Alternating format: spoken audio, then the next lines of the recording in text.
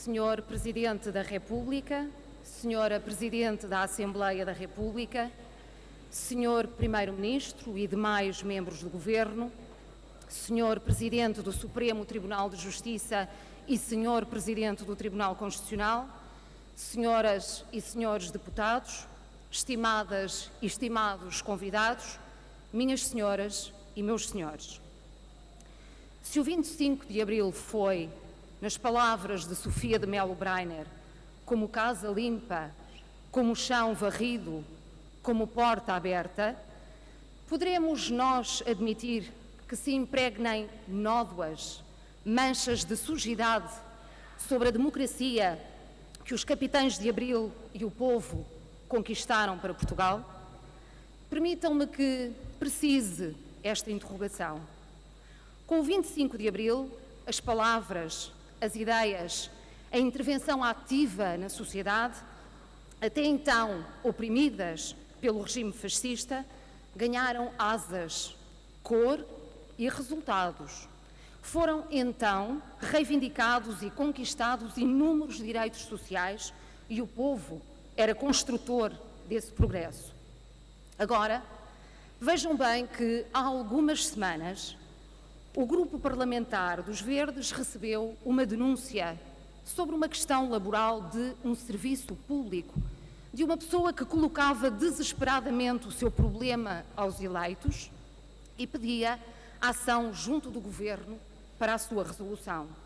Era, estranhamente, uma denúncia onde a pessoa não se identificava, questão justificada pela própria, por medo de perder o emprego. Por medo de perder o emprego. Não foi a primeira denúncia anónima a chegar nestes termos ultimamente ao Parlamento. Hoje, que aqui na Assembleia da República comemoramos o 25 de Abril, a pergunta que se impõe é: o que é que se passa neste país 41 anos depois do 25 de Abril?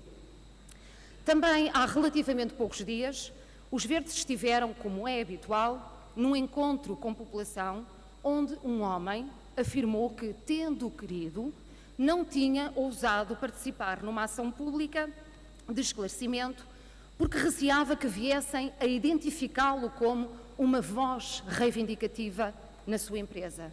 Pergunta-se, onde é que chegamos 41 anos depois do 25 de Abril?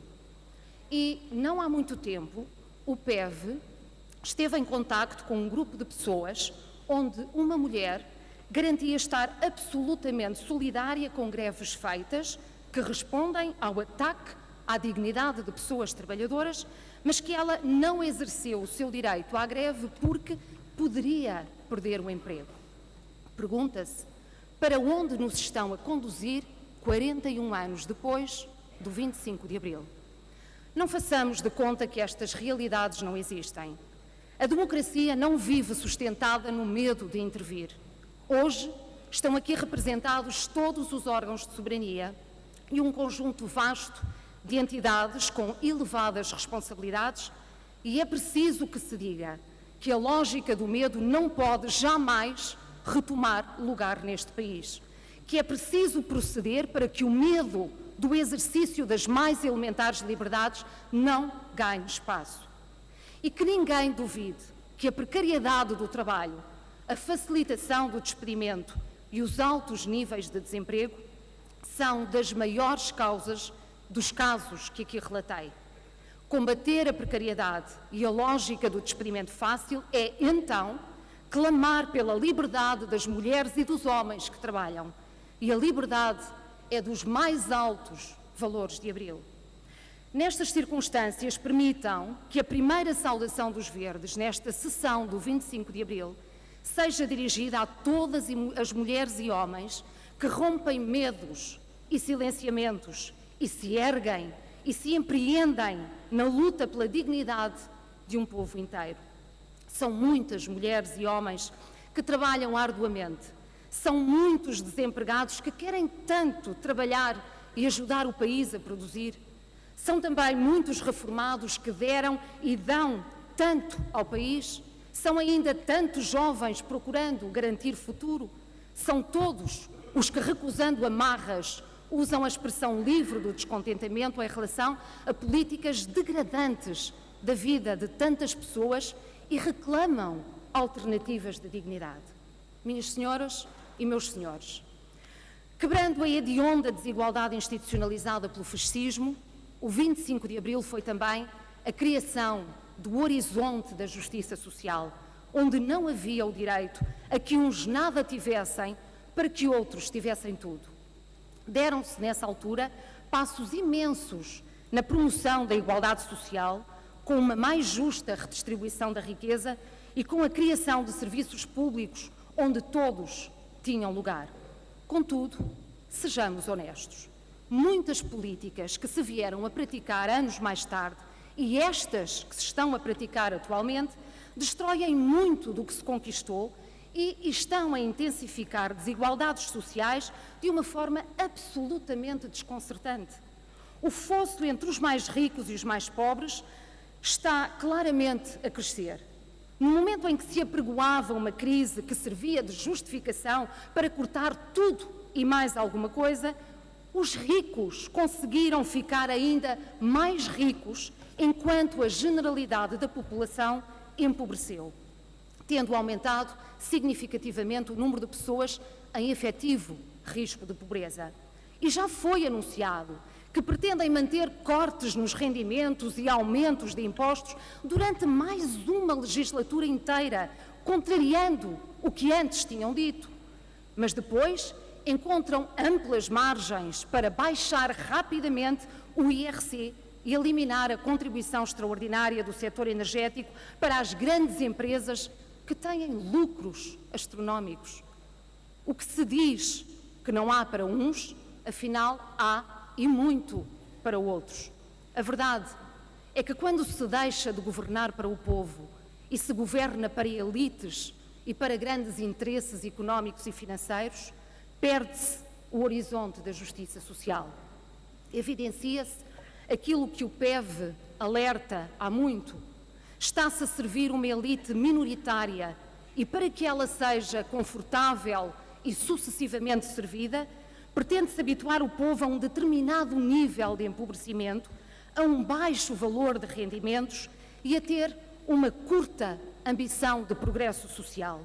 Isto é inaceitável e, nestas circunstâncias, é um imperativo afirmar que a justiça social é dos mais importantes valores de Abril e é igualmente peça fulcral num processo de desenvolvimento sustentável. Aqui chegados, impõe-se uma pergunta. É justo que se peçam consensos à volta destas políticas negadoras de uma sociedade justa? É correto pedir acordos para se servirem elites e sacrificar o povo? É tolerável pedir entendimentos para garantir uma subserviência à União Europeia e para idolatrar o Tratado Orçamental, que é um massacre para Portugal? Não. Não é justo, nem correto, nem tolerável para o povo português. O que os verdes sentem que é devido dizer-se aqui na Assembleia da República, no dia em que se assinala a Revolução dos Cravos, são duas questões relevantíssimas que o 25 de Abril nos ensinou para todo o sempre. Primeiro, que não existem inevitabilidades em política, porque existem sempre soluções e políticas alternativas. Segundo, que um povo não resignado é um povo com força para erguer a mudança. Mas também é importante que se diga que a alternativa não pode ser fazer igual, só que é um ritmo diferente, ou tirar um corte aqui para pôr um corte acolá. A alternativa passa por ser realista e fazer diferente. Assumir que esta dívida é insustentável e impulsionar a sua renegociação. Perceber que não estar obcecado pelo déficit não significa descontrolar as contas públicas. O investimento produtivo tem um retorno para essas contas públicas muito significativo. A dinamização da atividade produtiva é a forma de gerar riqueza no país e de garantir mercado para as empresas e, portanto, de gerar emprego, combatendo o desemprego já marcado estruturalmente nos 2 dígitos. Desenvolver, ou aliás, devolver rendimentos aos cidadãos é alavancar a economia. O património natural traduzido num mar e em espaços de diversidade biológica e paisagística é um potencial imenso para gerar inúmeros serviços e o desenvolvimento de atividades sustentáveis. Acabar com os benefícios fiscais e morais para a alta finança é um imperativo. Tal como travar este processo de privatizações, há setores que, de tão estruturantes e garantes de soberania, não devem ficar de fora da esfera pública. A alternativa para este país é reganhar os valores de Abril, inspirarmos-nos naqueles jovens capitães de Abril a quem, em nome dos Verdes, quero daqui dirigir uma fortíssima saudação, os quais ousaram dizer basta à ditadura fascista. E há alturas na história, quando a sociedade é profundamente machucada, com contornos diferentes, é certo, onde também é preciso que o povo diga basta. Minhas senhoras e meus senhores, a alternativa para Portugal é agarrar os valores de Abril para, com esperança, construir uma sociedade com lugar para todos. Nas palavras de Ária dos Santos, o que é preciso é termos confiança. Se fizermos de maio a nossa lança, isto vai, meus amigos, isto vai. Viva o 25 de Abril!